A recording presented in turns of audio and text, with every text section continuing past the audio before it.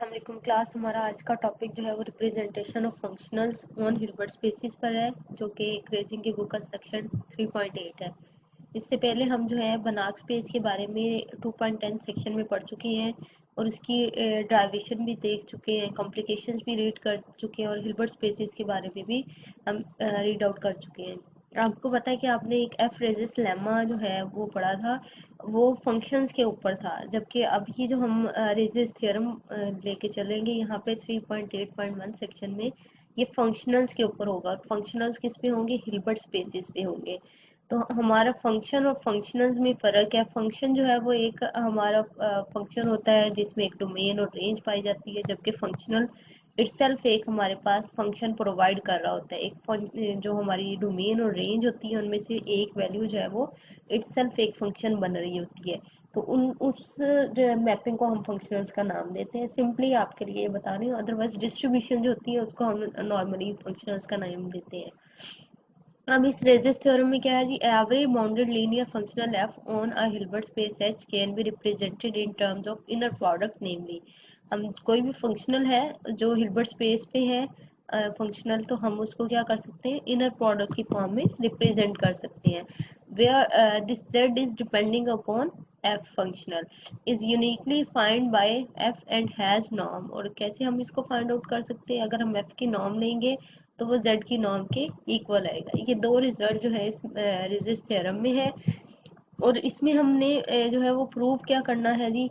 पहला तो ये कि f हैज़ अ रिप्रेजेंटेशन 1, जो उसने हमें कहा था कि हम फंक्शन की कोई रिप्रेजेंटेशन में इनर प्रोडक्ट की रिप्रेजेंटेशन में लिख सकते हैं। पहली चीज़ हमने ये प्रूव करनी है। सेकंड हमने प्रूव करना है z is one in equation 1 is unique, कि हमारे पास ये जो z हम इसमें डिफाइन कर रहे हैं ये यूनिक होता है। अगर ये यूनिक होगा तो हम कह सकेंगे ना कि वो f पे डिपेंड कर रहा है, इसलिए हम इस z की यूनिकनेस शो करेंगे सेकंड नंबर पे। फिर हम थर्ड पे क्या करेंगे? फार्मूला 2 होल्ड्स कि norm of z is equal to norm of f equal है या नहीं है, ये चीज प्रूव करेंगे। इसके लिए हमारे पास डिटेल्स क्या है जी? If f is equal to 0, अगर फंक्शनल हमारा 0 होगा then equation 1 and 2 hold definitely. फिर तो हमारे पास ट्रिवियल केस आ जाएगा ना। If we take z is equal to 0, if z is equal to 0 then z will be equal to 0। Okay, अब हम दूसरे केस की तरफ चलते हैं। Let f is not equal to 0, अगर f हमारा फंक्शनल 0 फंक्शनल नहीं है तो हमारा आइडिया जो है वो किस तरफ चलेगा? हमारा आइडिया होगा प्रूफ की तरफ हम जाएंगे इसको लेकर।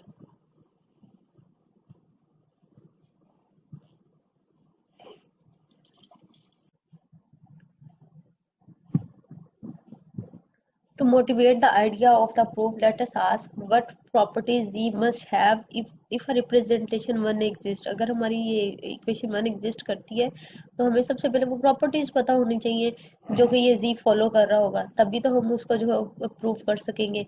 सबसे पहले हम ये देखते हैं कि अगर Z 0 नहीं है, ठीक है, z 0 नहीं है, since otherwise f is equal to 0, अगर z 0 नहीं है तो f 0 होगा। क्यों? क्योंकि जो इनर प्रोडक्ट 0 कब होती है? जब दोनों में से कम एक एलिमेंट 0 होगा।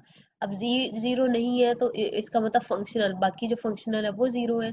और for all x for which f of x is equal to 0, सारे के सारे x के लिए f ऑफ x की वैल्यूज क्या आएगी? 0 पे आएंगी। और ये बात आप बहुत अच्छी तरह से जानते हैं, आपको मैं पहले भी बता चुकी हूँ कि वो सारी की सारी वैल्यू जो हमारी जीरो पे मैप कर रही हो, डिफरेंट वैल्यूज जो हमारी सारी जीरो पे मैप कर रही हो, उसको हम क्या नाम देते हैं? उसको हम नल स्पेस का नाम देते हैं, null space n f of f. तो इसका मतलब क्योंकि सारे के सारे जो फंक्शन एफ हैं उनकी वैल्यू जीरो पे मैप कर रही है, तो हमारी क्या कौन सी स्पेस बन रही है? नल स्पेस बन रही है। Hence g is perpendicular to null space.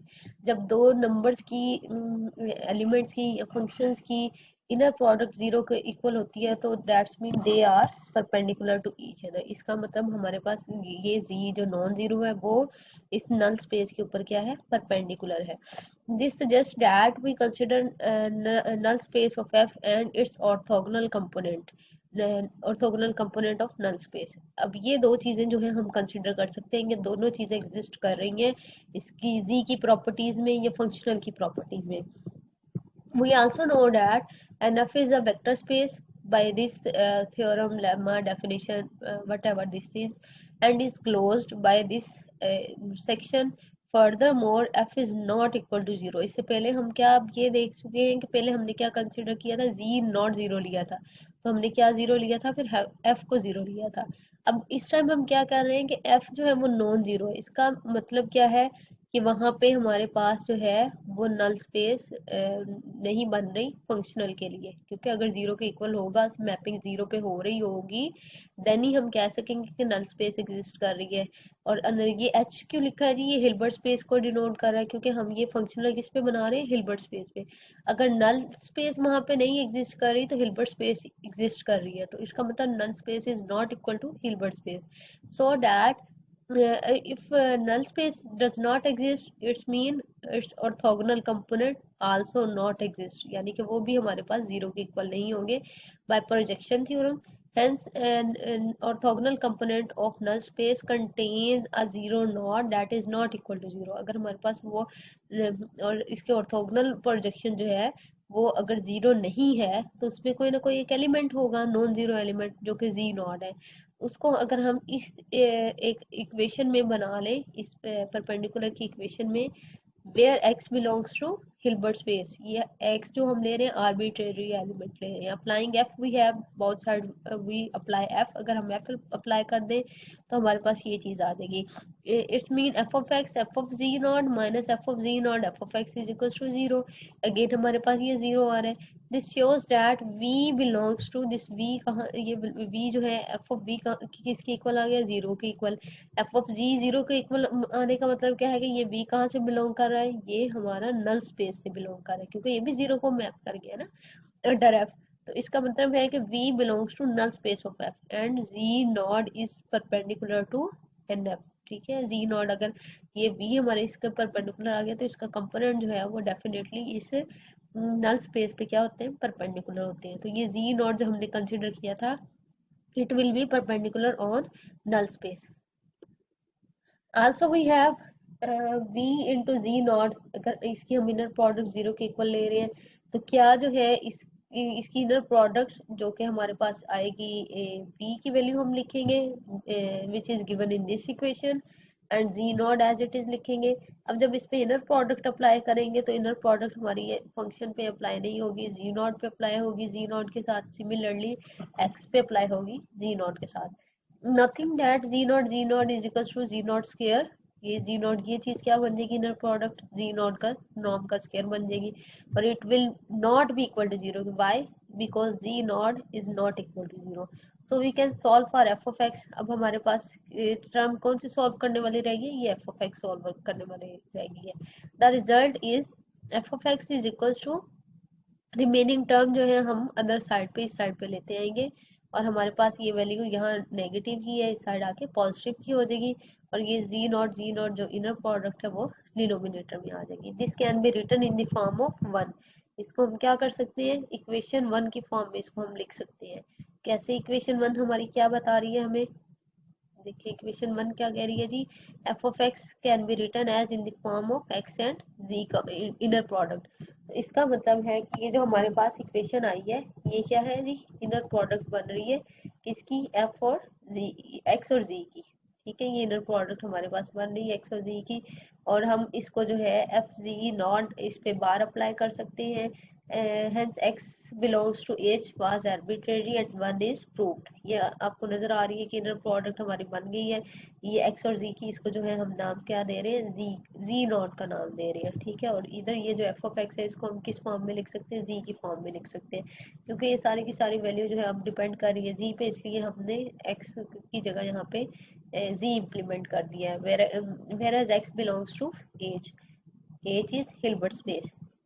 हमारी फर्स्ट इक्वेशन तो प्रूव हो गई। अब हम इसकी बी पार्ट की तरफ चलते हैं, जिसमें हम यूनिकनेस प्रूव करेंगे। यूनिकनेस प्रूव करने के लिए डेफिनेटली हम टू एलिमेंट लेते हैं और उनको शो करवा देते हैं कि वो दो एलिमेंट जो हमने डिफरेंट लिए वो एक्चुअली डिफरेंट नहीं, वो सेम ही है।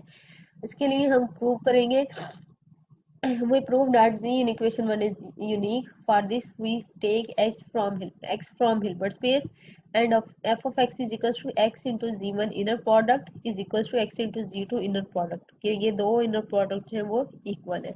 अगर हम जो है इसको इनर प्रोडक्ट इक्वल प्रूव करने के लिए हम क्या करते हैं, इसके कंट्रा पॉजिटिव की तरफ चलते हैं, अल्टरनेट पे की तरफ। इसको हम इक्वल नहीं लेते, अगर इक्वल नहीं लेंगे तो हम क्या करेंगे, z1 माइनस z2, इसको हम z2 को यहाँ पे लेके आ रहे हैं। तो ये हमने यहाँ क्या लिख दिया, x into z1 minus z2 is equal to 0। ये वैल्यू ले ली for all x। Choosing a particular value x is equal to z1 minus z2, क्योंकि ये एलिमेंट्स हमारे जो है ये कोई ना कोई हमें वैल्यू ही देंगे और वो वैल्यू x पे डिपेंड कर रही होगी, इसलिए उसको हमने कोई नाम x दे दिया है। We have that x into z1 minus z2 is equal to inner product z1 minus z2 z1 minus z2। ये जो x की वैल्यू है ये हमने इस x की जगह यहाँ सब्सटीट्यूट कर दी है, तो हमारे पास क्या आ गया, z1 minus z2 z1 minus z2। 2 times है तो इसको नॉर्म स्क्वायर लिख सकते हैं इक्वल टू 0। अगर हम इसको फर्दर लेके चले, दोनों तरफ स्क्वायर रूट ले लें एंड हमारी स्केयरिंग कैंसिल आउट हो जाएगी, देन हमारे पास क्या आ जाएगा, z1 minus z2 is equal to 0 और so that z1 is equal to z2। तो ये यूनिकनेस प्रूव हो जाती है यहाँ से।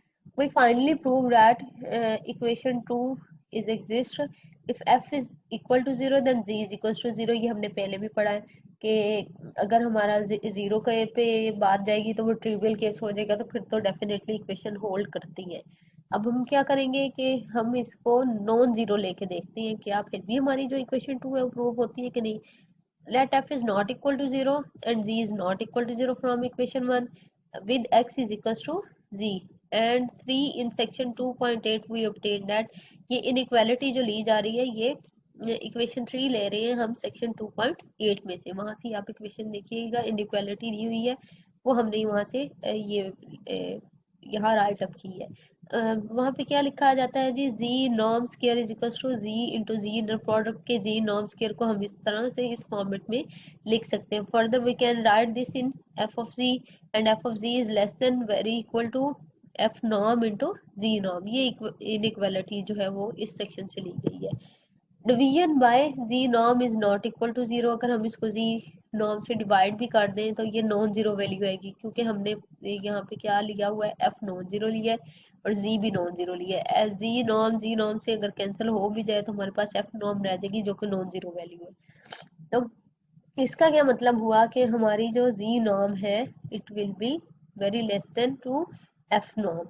It remains to show that f norm is very less than to z norm. हमने इक्वालिटी प्रूव करनी है, तो हमने एक साइड तो प्रूव कर ली है, अब अभी ये भी प्रूव करना बाकी है कि ये f जो है वो z से लेस है। यहाँ ये तो हमने प्रूव कर लिया कि z f से लेस है। तो अगर ये दूसरे जैसे हम वो सबसेट की बात करते हैं ना, if a is the subset of b, b is the subset of a, then a is equal to b। हम ये बात करते हैं ना कि अगर a b का सेट है, सबसेट है, और b सेट a का सबसेट है, तो वो दोनों इक्वल सेट है। तो बिल्कुल वही डेफिनेशन यहाँ पे हम यूज कर रहे हैं। ये चीज हमने प्रूव कर दी है, अब ये वाली इनइक्वालिटी प्रूव करेंगे, और वो हम कहाँ से प्रूव करेंगे, श्वार्ज इनइक्वालिटी सेक्शन 3.2 में से हमने ये लेनी है, और वहां से लेके इसका हम क्या कर रहे हैं जी, सुप्रीमम ले रहे हैं, और इस सुप्रीमम की मदद से हम इसका अगर सुप्रीमम मैक्सिमम से मैक्सिमम वैल्यू जो लेंगे वो जी नॉर्म के इक्वल आएगी। तो यहाँ से हमें क्या मिल रहा है जी, F norm is very less than equal to G norm, mean two से ये वाली इनइक्वालिटी भी प्रूव हो रही है। G norm is less than equal to F norm and F norm is less than equal to G norm, it's mean G norm is equal to F norm. तो ये हमारी यहाँ पे थ्योरम के तीनों पार्ट कंप्लीट हो जाते हैं। फर्दर लेमा है हमारा इक्वालिटी का, दो इनर प्रोडक्ट स्पेसेस दी हुई है और वो इक्वल कब होंगी वो हमने देखना है। For all w in an inner product space x then v1 is equal to v2। कब होंगी, जब ये v1 और v2 एलिमेंट सेम होंगे। इन particular v1 w inner product is equals to 0 for all w belongs to x implies that p1 is equals to 0।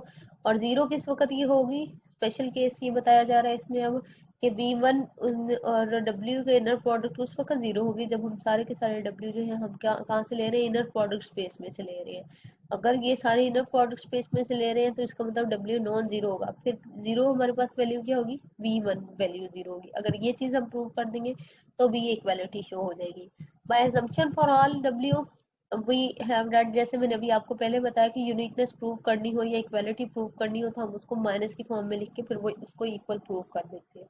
तो ये ही अभी ऊपर हमने z वाले पार्ट में भी किया है, वही काम यहाँ पे करेंगे। v1 minus v2 comma w inner product is equal to, इस फर्स्ट की इनर प्रोडक्ट इसके साथ आ जाएगी, सेकेंड एलिमेंट की इसके साथ, और सेंटर में ये जो साइन हमारे पास है वो माइनस का साइन आ जाएगा। अब हम अगर वैल्यू रख लें w की v1 माइनस v2, ठीक है, v1 माइनस v2 वैल्यू रखें तो हमारे पास क्या हो जाएगी, यहाँ पे अगर पुट करें तो ये हमारी इनर प्रोडक्ट सेम हो जाएगी, सेम एलिमेंट की, और वो हमें क्या देगी, v1 माइनस v2 नॉर्म का स्क्वायर दे देगी, दैट इज इक्वल टू 0। तो यहाँ से हम v1 minus v2 is equal to 0 लिख सकते हैं, और further we can say that v1 is equal to v2।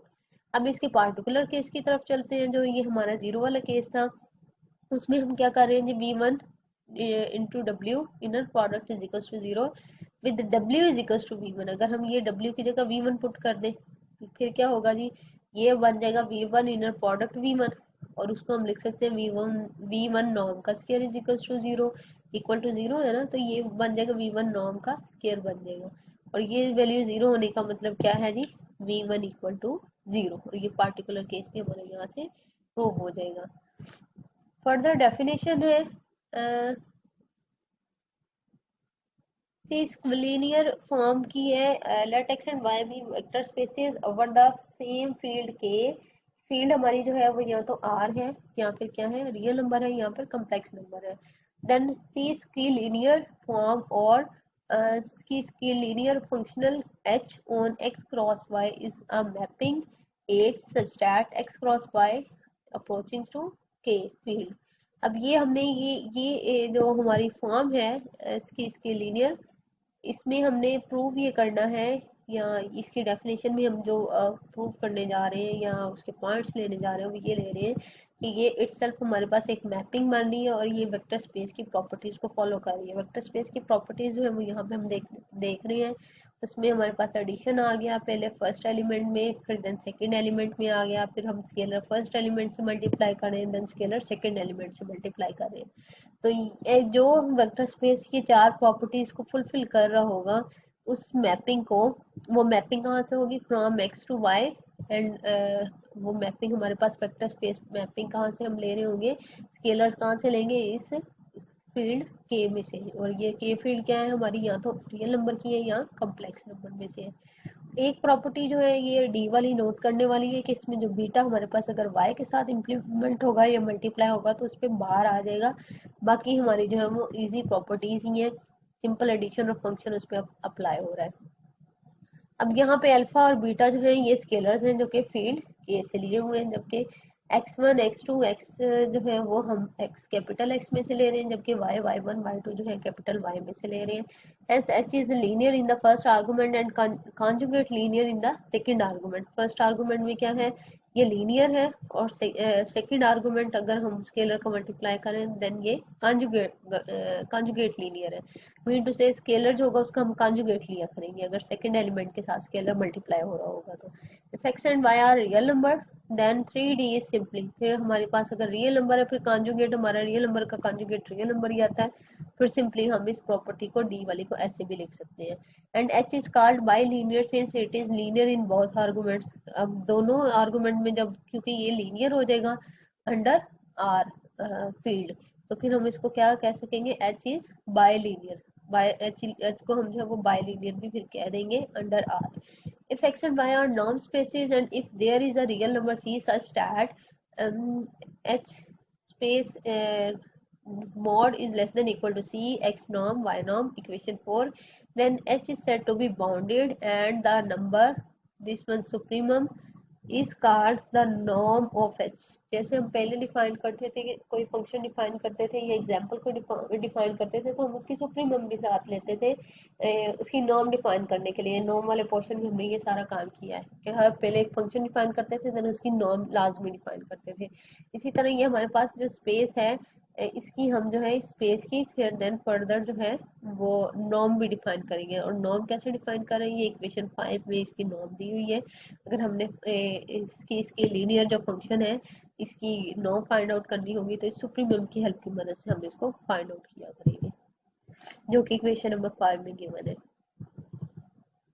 Further he is saying that from equation 4 and 5 we can combine as equation is, हम इस इक्वेशन को भी जो है वो ले सकते हैं। अब फर्दर इसमें ये जो थ्योरी दी हुई है इसको आप रीड आउट कर लीजिएगा, इसमें कोई स्पेसिफिक पॉइंट नहीं दिया हुआ।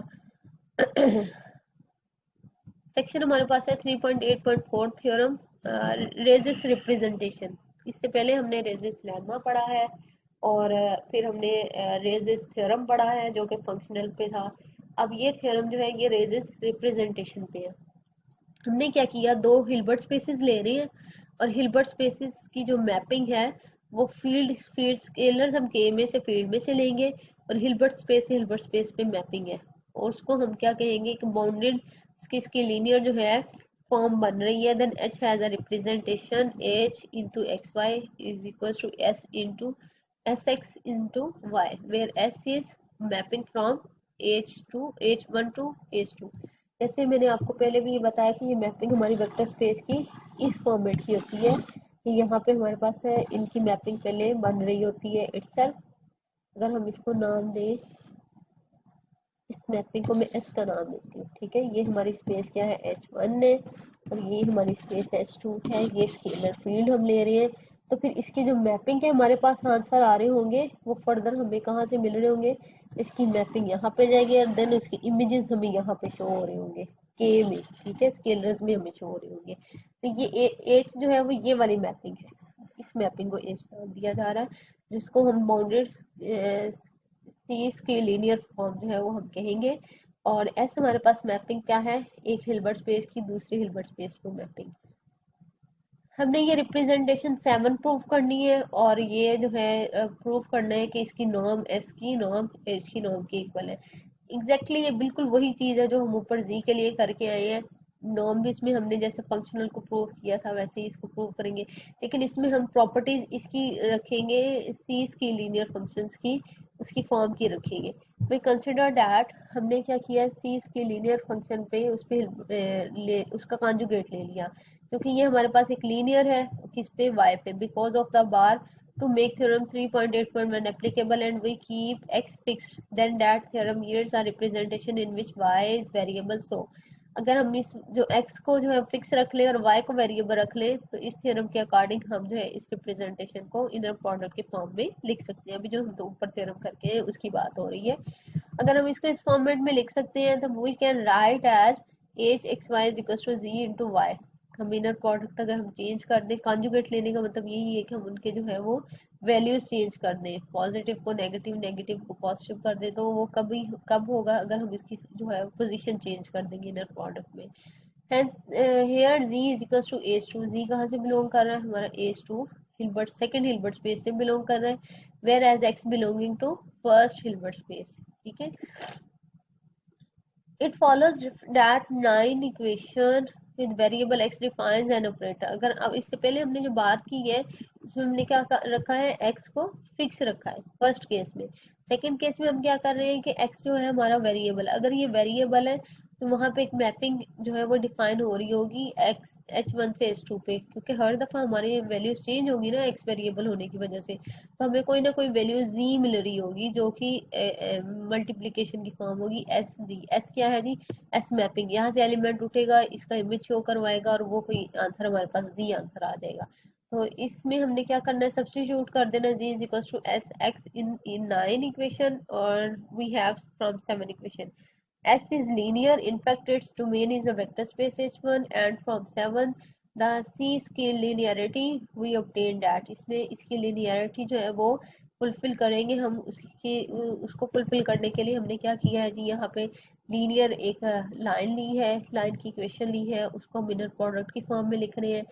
अब हमें ये बात पता है इक्वेशन 9 से कि हम इस इनर प्रोडक्ट को h की फॉर्मेट में लिख सकते हैं और फर्दर हम c की लिनियरिटी की जो प्रॉपर्टीज हैं वो इम्प्लीमेंट कर रहे हैं। वो हम क्या करेंगे, इस पे एक्स अल्फा x1 और y पे अलग कर लेंगे, फिर इसी तरह इस दोनों पे अलग कर लेंगे। देन फर्दर हमारा स्केलर क्या है जी, आउटसाइड आ जाएगा क्योंकि ये भी फर्स्ट एलिमेंट के साथ है, ये भी फर्स्ट एलिमेंट के साथ है, तो एज इट इज बाहर आ जाएगा। अगर ये सेकंड एलिमेंट के साथ होता है एक तो उसका कॉन्जुगेट बाहर आता है, ठीक है। अगर हम कम्प्लेक्स फील्ड ले रहे होते हैं, अगर हम रियल फील्ड ले रहे होते हैं फिर तो एज इट इज बीटा ही आ जाएगा।